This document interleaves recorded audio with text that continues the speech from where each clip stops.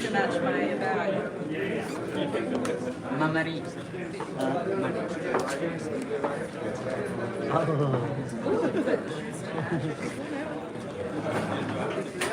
Come along with. Gusto, sa kanila ng presscon. Ay, sorry. Ako man na imong dito. Sneaking into fights. Atas gusto lang malungkot siya. Malungkot siya. Kasi pamilya niya nandun. Hi So, guys. siyempre, kailangan niya ng pera. Yeah, and I was like, you need those people. Presscon ha, presscon. That's pretty.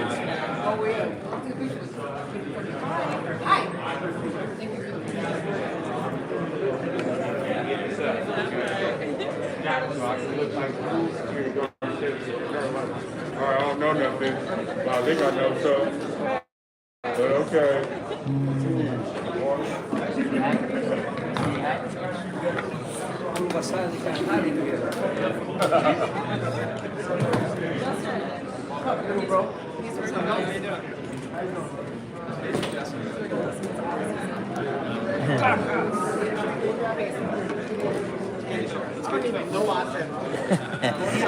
Hindi na ka maingay.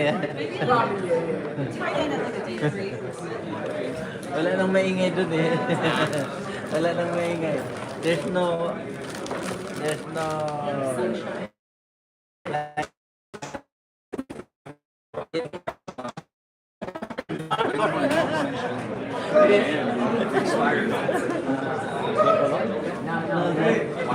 In one yard, the people who do like they're in white card no more because they last year. No more live. Everyone moves. Oh, no more live. Yeah, yeah. There's no more people. Mamari is here. If you look. Oh, Jim will be here.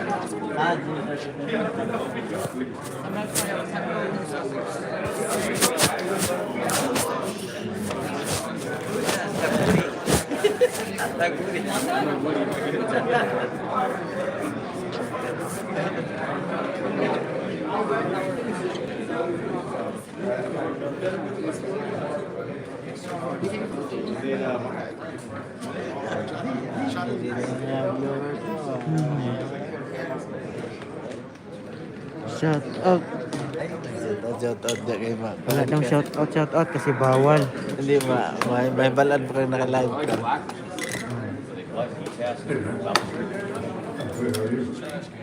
It's way in the back.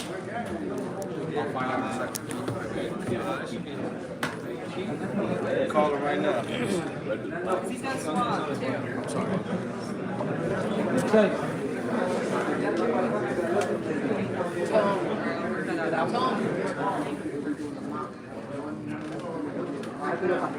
Yeah, I just gotta see what kind of condition they're out here. Because they have to be present. Shout out. Convert.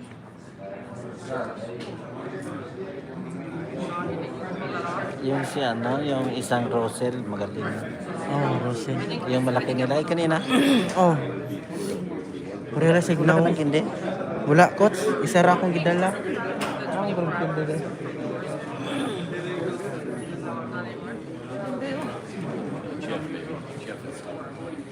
Chill. Loyan po. Gusto na yung loyan po. Walang Gusto na kain-kain. Italy Sniper 2 vlog. Yes, class. Hayag mo.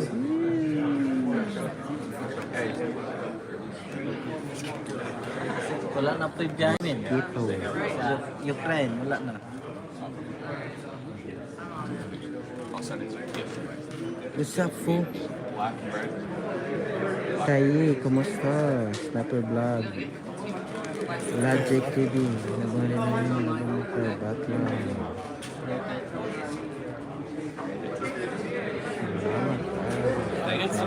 It is cool.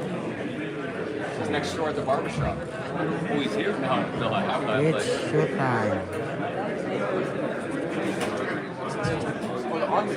That's here.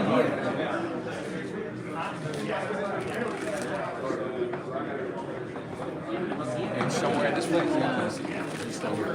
Mark Gabriel Zamora, please shut up, please. I don't. Pika. Oh, Mark Gabriel Ah, Let me see what he's Zamora. Ano ba yan? Ang tagal-tagal.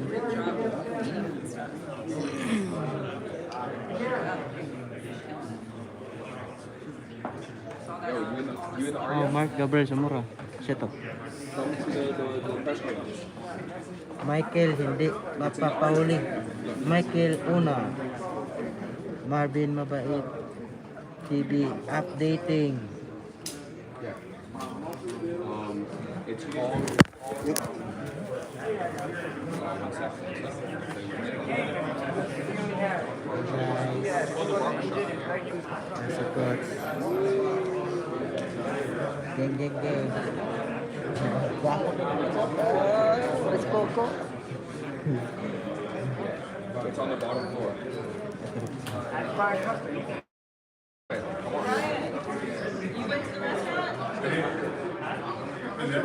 Sige, naman siya po. Hindi siya mo.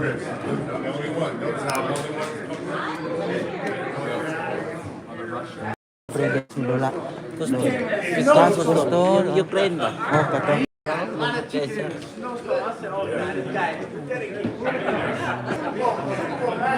Yep, it was a Super Bowl.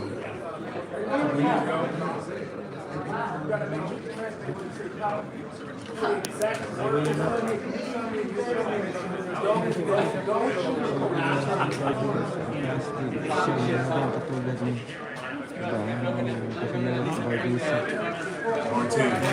Martin, he's asking you to do exactly what Canelo told Felix. Remember that when we did the plan fight, and he said something that was something about, and he said something da da da da da. And Felix tried to clean it up. No, Canelo said no. Tell him what I said. Thanks.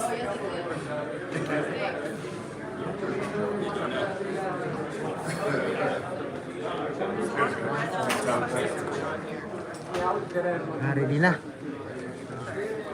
grabe kuhaan mo kami sir. Michael hindi papapahuli. Michael una. Dire ka lingkod mo na. Para makuha. Oop. Go back in the vaccine. Oh, right here. Coach has. Hindi, ibutan niya sa vaccine. Sige lang, sige lang. Sige, palag naman ba siya?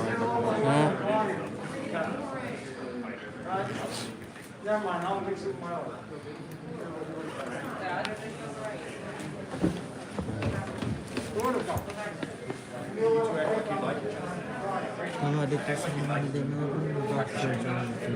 Thank you, like JTB. Gusto kayo dyan. English. English. Tagalog. I speak alien. All the shoes. Oh yeah, where is He calls all these shoes Tom Browns. He's all Tom Ah, Brown. it's being viewers. He said we call all the white shoes Tom YouTube Brown. TV. Shout out, idol. Jonas. But it's white. Shout out. Any white shoes we call them. View TV. View TV. Yan si Coach. Pareho lang siya. Dito ba? Ikaw sila. I like them.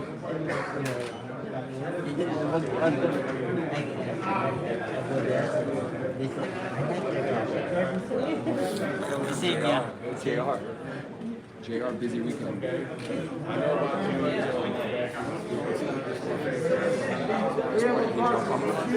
JR having 10 guys this week. Ganda ng ilaw. Oo, din. It's easy for GR because same style. Sige, makapustas lang ng Johnny. I didn't know they were wearing red. I'm Kayo, JR hanap next kayo time. ng kaparit dyan. Pustahan kayo. I would be mad. Sa ano, hindi ko alam mga idol. Yeah. Okay, look up for your team. Welcome to my vlog. Miss Universe. So,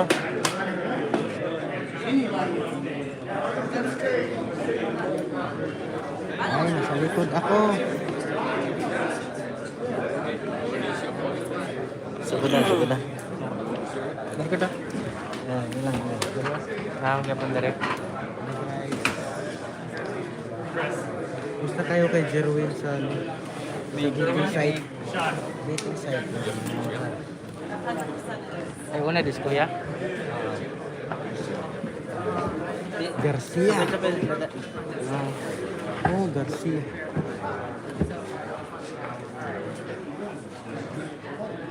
Si Yumer nag-training na. Si Yumer. Nag-relax si Kapoy sa dagat.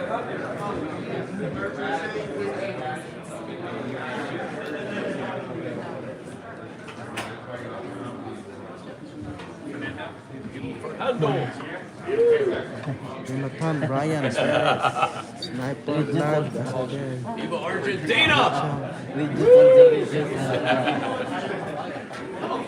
Oh, kalaban ni Jerwin. Masa yun? Yan o.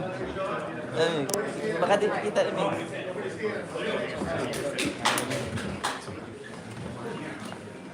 Yan si Jerwin o.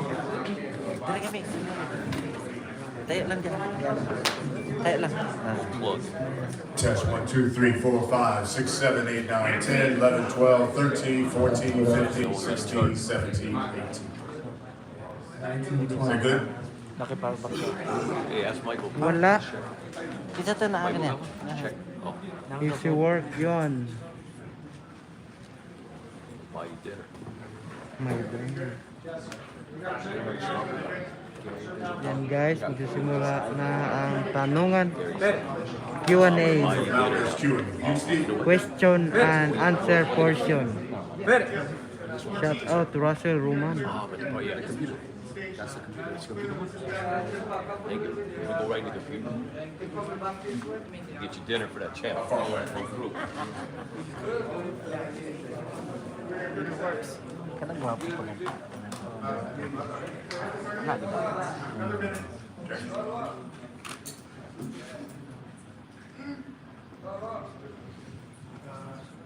Uno, dos, monggos.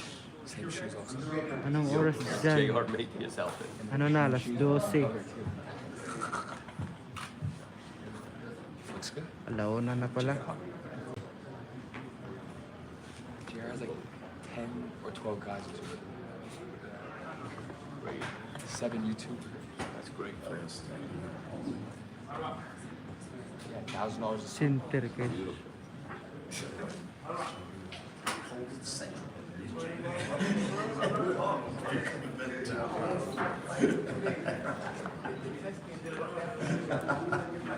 Yan, si Gary Russell. Gary Russell. Russell yung isa. Yan. Yung isa, no? Gary Russell yun. Katabi ni Jerwin. Oh. Tabi mga magagaling. Convert. Yes. Kaliwiti din yata yan eh. Oh, kalawiti po na. Oh, parang kaliwiti yan. Oh.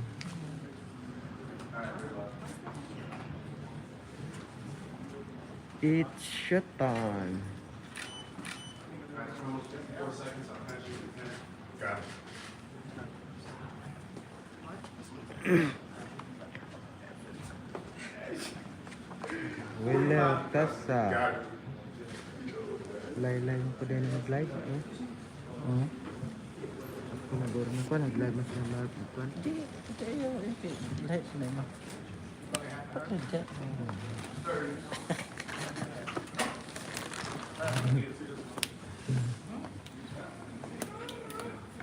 Promoter. Sakto na ba timbang? Oh, kuha na. Under. 15. Move up.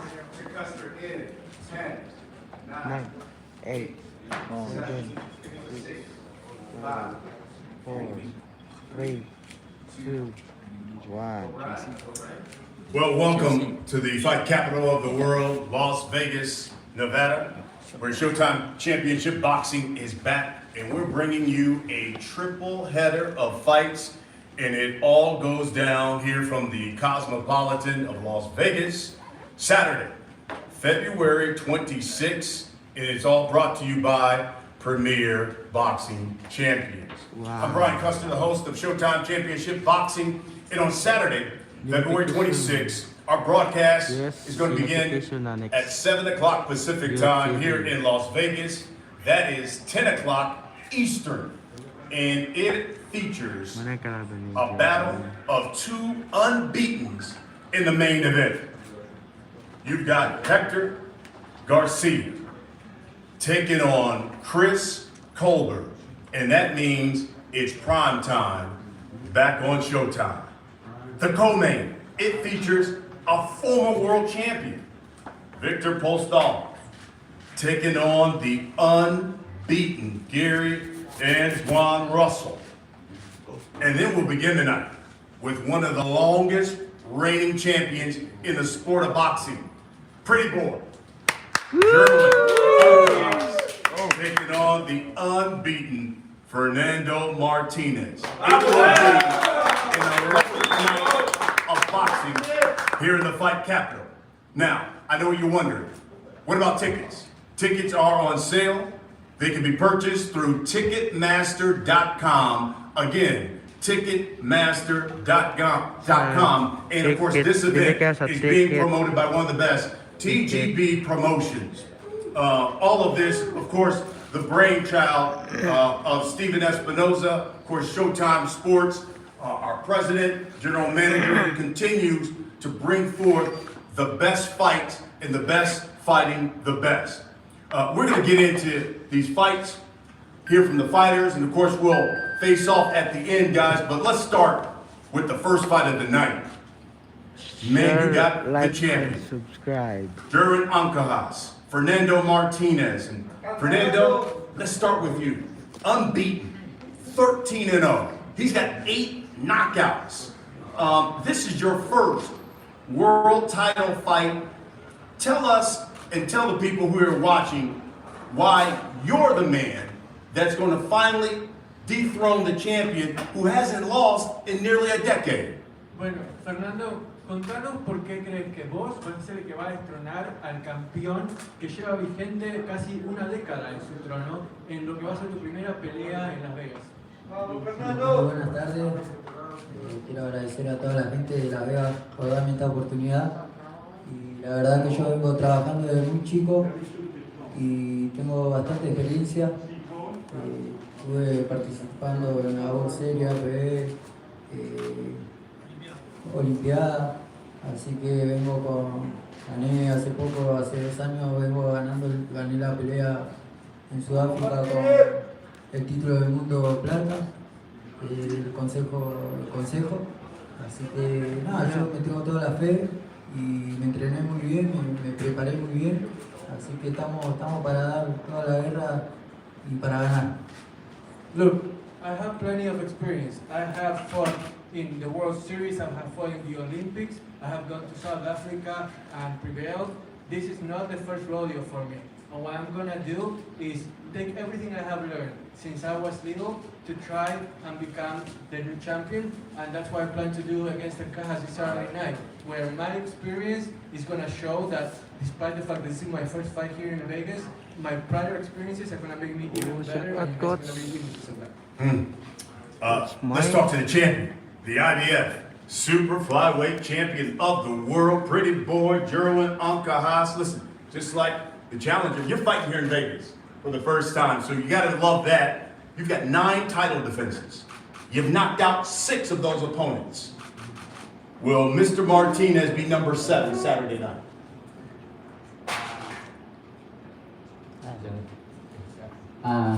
First of all, I would like to thank PBC to give me an opportunity to fight here in Las Vegas. This is my dream to fight here in Las Vegas, and I'm so happy that Martinez worked hard for this fight, but being a champion do always good fight, and I will bring and I will show that I'm good also in the amateur days. My amateur days, he give me also a motivation that he fight in Olympic and the World Series boxing. boxing.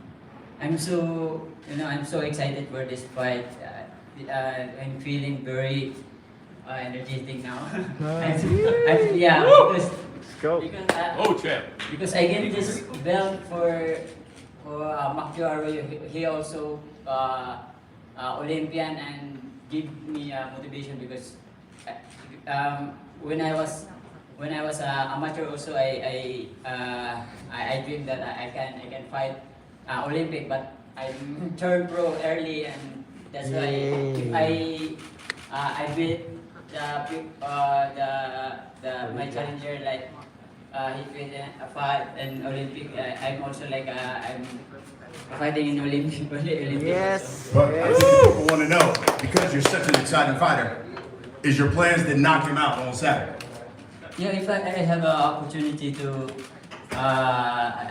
if I had I saw him,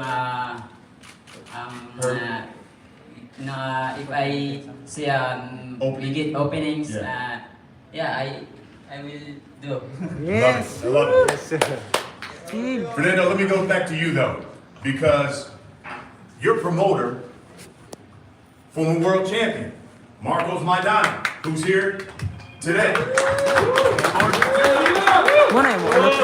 Gani lang magkikuho. He told the Guapo boxing media this week, he's envisioned this fight. And in his vision, he sees you coming out like a bulldozer and running right over ancajas. How do you envision this fight? Bueno, Marcos Maidana ha dicho que él te ve saliendo con todo en esta pelea, que lo vas a abrumar, lo vas a atropellar y te lo vas a llevar por delante. Pero lo que Cáceres quiere saber es cómo es tu perspectiva de esta pelea, cómo ves que se va a desarrollar. Bueno, yo lo vi en ancajas y la verdad que tenemos estilos parecidos. Yo creo que ya el primer momento que toque la campana va a ser una guerra y vamos a dar mucho espectáculo, así que deseo mucha suerte, así que vamos a Argentina. Ancajas and I have similar styles, so we're gonna get to see who adjusts better once the bell rings. But in the end, what I want to do is put on a great show for the fans, try my best, and most of all, vamos Argentina. Champ, I'll give you the last word here. If you're victorious Saturday, retain your title, what do you want next? If I defend this title, and then the next is a unification fight with WBO Ioka in Japan. But of course, we don't surpass this. My opponent this Saturday because I know he do a lot of things in this Saturday, but I'm very excited for that what he do in the ring. Love it, love it. That's the first fight of the night that comes your way on Yes. Saturday.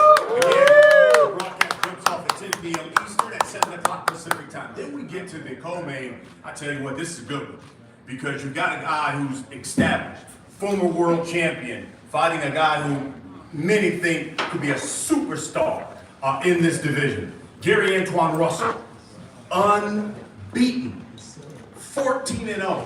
Here's the thing about Mr. Russell. All 14 of his opponents have been stopped. And then he's taken on the Iceman, the former world champion himself. Victor Postol, 31-3. He's also got 12 knockouts. Victor, I'll start with you. I think there are a number of people when they've written about this fight, they keep asking, because when you step in the ring on Saturday, it'll be 18 months since the last time we've seen you fight. Longest layoff of your career. And what I read, they says, does Victor Postol still have enough in the tank to get back to the top of the mountain? What do you say to that? У тебя перерыв 18 месяцев Алия, после последнего Анкелики, боя. Анджелики. Спрашивают, достаточно ли у тебя топлива в баке, чтобы выйти завтра? В первую очередь я всех приветствую, очень рад всех вас видеть. Я горжусь тем, что я снова в Америке, горжусь тем, что снова на этом шоу. Да, долго не боксировал, но и соскучился за боксом, поэтому жду с нетерпением субботы.